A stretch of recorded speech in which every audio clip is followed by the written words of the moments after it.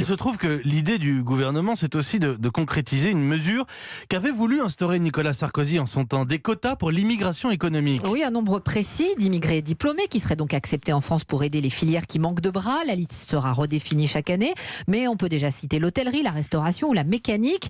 Le problème, c'est que dans ces secteurs, il y a déjà des étrangers diplômés qui tentent de trouver du travail, mais sont souvent obligés d'accepter de petits boulots sous-qualifiés, comme ces deux femmes rencontrées par Théo Manval. J'ai un BTS d'hôtellerie, j'ai pas pu travailler ici. 9 ans qu'elle est arrivée du Bénin, mais Fleur n'a jamais pu se faire embaucher. Son secteur, l'hôtellerie, fait pourtant partie de ceux en tension, mais sans papier, après s'être fait piéger par l'homme qui lui promettait une situation en règle.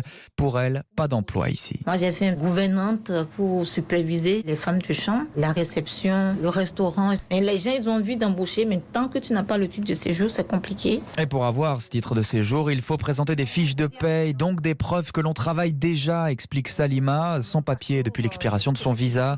Elle est venue du Maroc avec un diplôme de comptable. Depuis, je travaille avec les personnes âgées, garde d'enfants, ménage. On est déclassé parce qu'on se retrouve à faire des métiers bien en dessous de nos compétences. Quand vous voyez que le gouvernement dit on va aider justement les personnes qui ont des diplômes à venir. Moi, je trouve c'est bête d'aller chercher de la main-d'œuvre à l'extérieur alors qu'ils en ont ici. C'est sûr, pour certains qui sont toujours dans les pays africains ou asiatiques, c'est une opportunité, mais ils n'ont qu'à régulariser les personnes diplômées qui sont ici.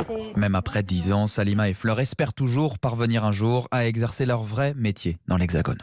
Théo Manval.